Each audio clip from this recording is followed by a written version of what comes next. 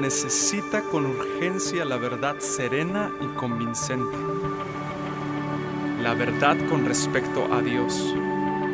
La vida toda del hombre gira alrededor de lo que piensa y mayormente alrededor de lo que piensa de Dios.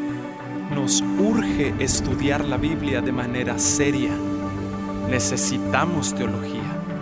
Por eso, escucha teología. Escucha teología bíblica. Escucha perenne.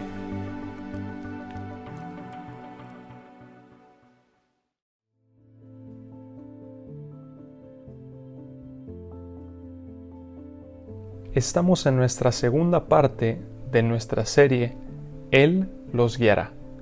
Juan capítulo 14. Jesús está ministrando a sus discípulos por última vez.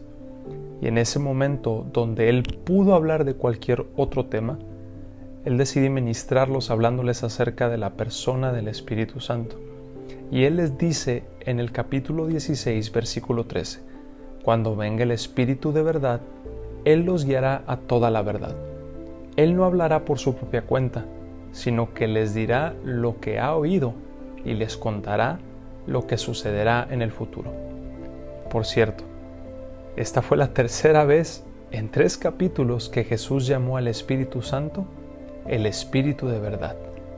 Nos vendría bien subrayar ese nombre, el Espíritu de verdad. Tratando de llegar a lo profundo del corazón de los discípulos y dejarles en claro que cuando el Espíritu Santo viniera como el Consolador, como el Paracleto, ellos supieran que podían confiar en Él. Él era el Espíritu de verdad. Él nunca los guiaría por mal camino. Él nunca los guiaría de una forma incorrecta. 3 veces Jesús dijo, Él es el Espíritu de verdad. Él es el Espíritu de verdad. Él es el Espíritu de verdad. Él los guiará y les enseñará las cosas que vienen en el futuro. Él los guiará.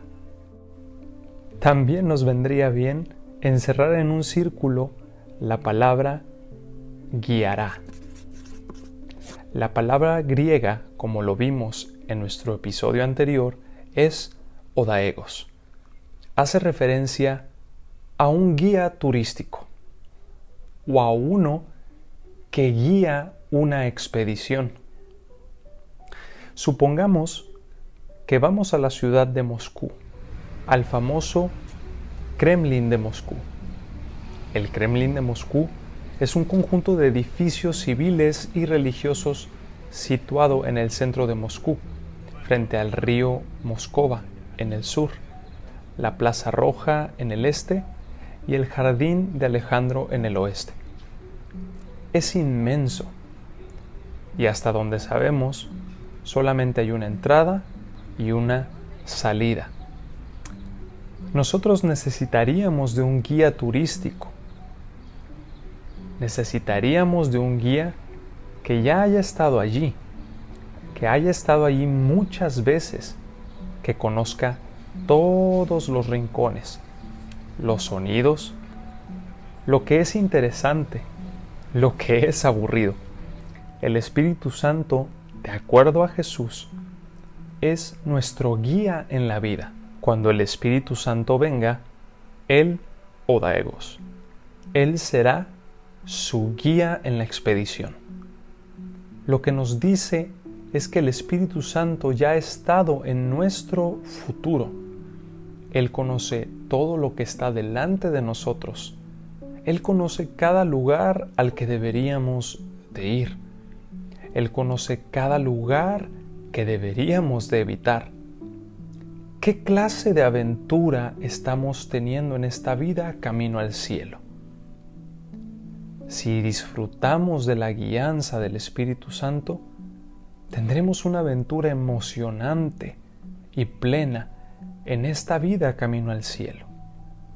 Pero si no tenemos la guianza del Espíritu Santo, no podremos disfrutar la vida plena en Cristo Jesús. ¿Cuál es la marca distintiva de los hijos de Dios? de acuerdo a Romanos capítulo 8, versículo 14, podemos ver cuál es la marca distintiva de un hijo de Dios. Dice lo siguiente: porque todos los que son guiados por el Espíritu de Dios, estos son hijos de Dios. Ningún hombre que no tenga la asistencia divina puede encontrar el camino al cielo. Como Cristo, por su ofrenda sacrificial, ha abierto el reino de Dios a todos los creyentes y como mediador tramita los asuntos de su reino ante el trono, así el Espíritu de Dios es el gran agente aquí abajo para iluminar, vivificar, fortalecer y guiar a los verdaderos discípulos de Cristo. Y todos los que nacen de este Espíritu son conducidos y guiados por Él. Y nadie puede pretender ser hijo de Dios si no es guiado por su Espíritu. Hay muchos que pretenden ser hijos de Dios. Ellos asumen que son hijos de Dios, pero no podemos asumir esto si no estamos experimentando la guianza del Espíritu Santo en nuestra vida diaria. El Espíritu se representa como una persona de influencia, influyente. Una evidencia de piedad es la voluntad de ceder ante esa influencia y someterse a él. La influencia del Espíritu, si se sigue, conducirá a cada hombre al cielo. Pero cuando es descuidado, rechazado o despreciado, el hombre cae al infierno. Romanos 8:14 nos está diciendo que los que son hijos de Dios son gobernados por su Espíritu. Porque con esta marca Dios los reconoce como su propio pueblo. De este modo se quita la jactancia vacía de los hipócritas que sin ninguna razón asumen el título de hijos de Dios. Hay personas que se jactan, pero su jactancia es vacía y sin peso, porque no están siendo guiados. Al contrario, nosotros que hemos creído en Jesucristo y experimentamos la guianza de su Espíritu, esto nos alienta y nos da confianza sin vacilar a esperar con gozo la salvación de Jesús. Todos los hijos de Dios son herederos de la vida eterna. Entonces, todos los que son guiados por el Espíritu de Dios deben sentirse seguros de que tienen la vida eterna. Otro aspecto de la guianza del Espíritu Santo es que ser guiados por el Espíritu significa ser santificados. La expresión ser guiados por el Espíritu es paulina y se utiliza en dos lugares, en Romanos 8:14 y en Gálatas 5:18, porque el deseo de la carne es contra el Espíritu y el del Espíritu es contra la carne, y estos se oponen entre sí para que no hagáis lo que quisierais, pero si sois guiados por el Espíritu, no estáis bajo la carne. En ambos lugares, ser guiado por el Espíritu equivale a morir a la carne. Es decir, no permitir que la carne se manifieste en nosotros. En otras palabras, ser guiado por el Espíritu significa ser santificado. Ser guiado por el Espíritu nos libra de los errores mundanos del legalismo, Romanos 8:15, y el libertinaje, Gálatas 5:19 al 21, cuando nos habla de las obras de la carne. Por lo tanto, cuando alguien dice que el Espíritu me ha guiado a tal universidad, no creo que esté siendo fiel a lo que Pablo pretende comunicar. No está aludiendo a una guía personal y subjetivas, sino a la mortificación de la carne. Eso es lo que Pablo está hablando, por lo menos en estos versículos. ¿Y cómo nos ayuda el Señor a ser guiados por su Espíritu? Pues a través de los medios de gracia. Número 1, su palabra. La palabra nos aleja del pecado. En mi corazón he guardado tus dichos para no pecar contra ti. Salmo 119, 11. Número 2, la oración. No nos metas en tentación, mas líbranos del mal. Mateo 6, 13. Número 3, la comunión de los santos. Hierro con hierro se aguza, y así el hombre aguza el rostro de su amigo. Proverbios 27, 17. Considerémonos unos a otros para estimularnos al amor y a las buenas obras. Hebreos 10, 24. Pero ¿cómo podemos reconocer la guía del Espíritu Santo? ¿Cómo podemos discernir entre nuestros propios pensamientos y su guianza? Después de todo, el Espíritu Santo no habla con palabras audibles. Más bien, Él nos guía a través de nuestra propia conciencia. Romanos 9:1. Y otras maneras apacibles y sutiles. Como lo vimos en el episodio anterior, una de las maneras más importantes para reconocer la guía del Espíritu Santo es estar familiarizado con la palabra de Dios.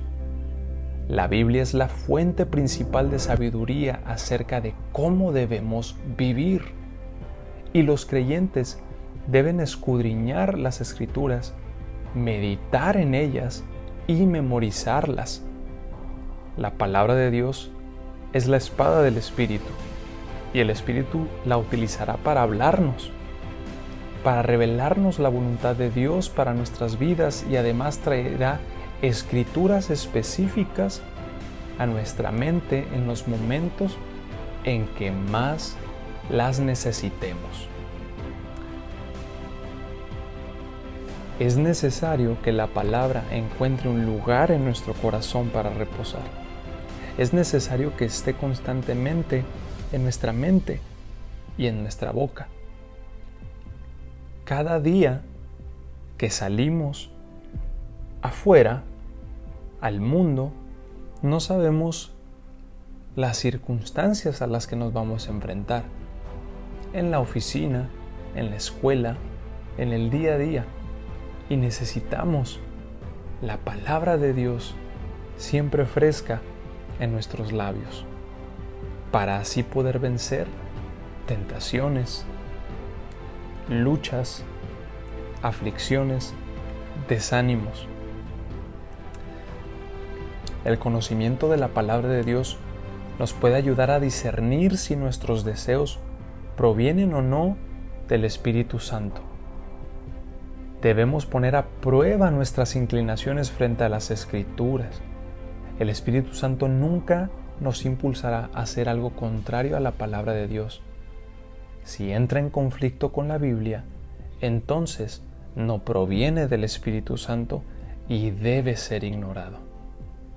También es necesario que estemos en continua oración con el Padre. Primera de Tesalonicenses 5:17. Esto no solo mantiene nuestros corazones y mentes abiertas a la guía del Espíritu Santo, sino que también permite que el Espíritu hable por nosotros. Romanos 8:26, 27. Y de igual manera el Espíritu nos ayuda en nuestra debilidad, porque hemos de pedir como conviene, no lo sabemos, pero el Espíritu mismo intercede por nosotros con gemidos indecibles. Mas el que escudriña los corazones sabe cuál es la intención del Espíritu, porque conforme a la voluntad de Dios intercede por los santos. Él guía nuestras oraciones. El Espíritu Santo guía nuestras oraciones. Hace que nuestras oraciones sean oraciones de poder. ¿Cuántas veces nos hemos enfrentado ante nuestras aburridas oraciones, ante nuestras oraciones débiles. Pero es el Espíritu Santo quien nos guía a una oración fervorosa, hirviente, poderosa, dinámica, vibrante. ¿Cuántas veces lo he experimentado? A veces comienzo a orar y me doy cuenta que mis oraciones son vanas, que mis oraciones carecen de sentido, están desenfocadas. Pero en ese momento clamo al Espíritu Santo y puedo sentir un poder que actúa en mí, un poder sobrenatural, un poder que viene del cielo y que me permite y que me abre las ventanas de los cielos, y puedo sentir que mi oración comienza a tener sentido, que mi oración comienza a enfocarse en la persona de Cristo. Comienzo a sentir que mi oración está cargada de poder, y es ahí donde el Espíritu Santo guía nuestras oraciones, porque Él intercede por nosotros con gemidos indecibles. Otra forma de saber si estamos siguiendo la guía del Espíritu Santo es buscar señales del fruto del Espíritu en nuestra vida. Si andamos en el Espíritu, continuaremos viendo que estas cualidades crecen y maduran en nosotros: amor, gozo, paz, paciencia, benignidad, bondad, fe, mansedumbre y templanza. Y también llegarán a ser evidentes para los demás. No solamente nosotros nos daremos cuenta, sino que las demás personas podrán notarlo. Pongamos de ejemplo que estamos en nuestra oficina y hemos tenido un pésimo día de trabajo. Salimos de nuestras horas laborales, subimos a nuestro carro y nos damos cuenta que hay mucho tráfico. Esto nos desespera. No tenemos línea en nuestro teléfono, no tenemos batería, hace calor, la gente maneja mal, es grosera y nos estamos impacientando. Tomemos un ejemplo con el fruto de la paciencia. Nos estamos impacientando, pero en esa circunstancia de impaciencia, el Espíritu Santo nos guía a confiar y a creer en Él, a recordar sus promesas. Podemos recordar promesas como Éxodo 14:14. Ustedes quédense quietos, que el Señor presentará batalla por ustedes. O por ejemplo podemos recordar Santiago 1 del 2 al 4. Hermanos míos, tened por sumo gozo cuando os halléis en diversas pruebas, sabiendo que la prueba de vuestra fe produce paciencia, mas tenga la paciencia su obra completa, para que seáis perfectos y cabales, sin que os falte cosa alguna.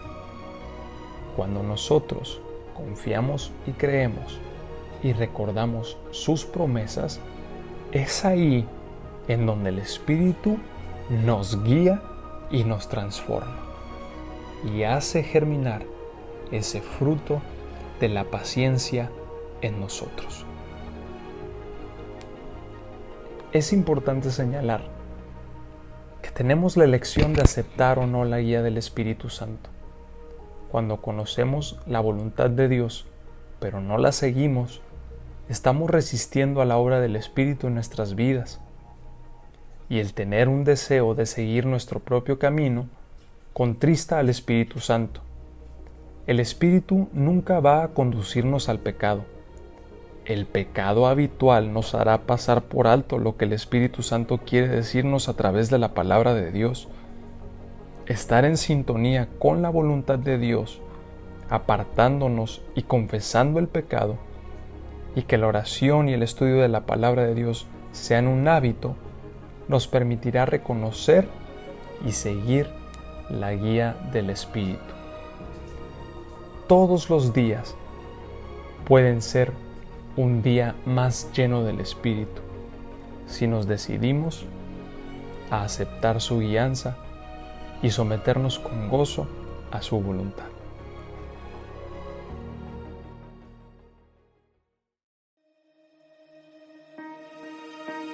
Todo teólogo es un amator Dei, un enamorado de Dios, y no tiene vergüenza de confesarlo, sino que realiza todo su quehacer teológico desde ese pozo profundo de amor.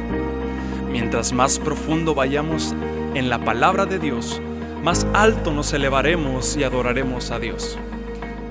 El estudio teológico debe generar en la persona una actitud de sumisión al Señor, tal que su conocimiento se vea corroborado por su testimonio. El propósito último de estudiar teología es simplemente el de producir una actitud cada vez menos centrada en el yo y más hacia la persona de Cristo.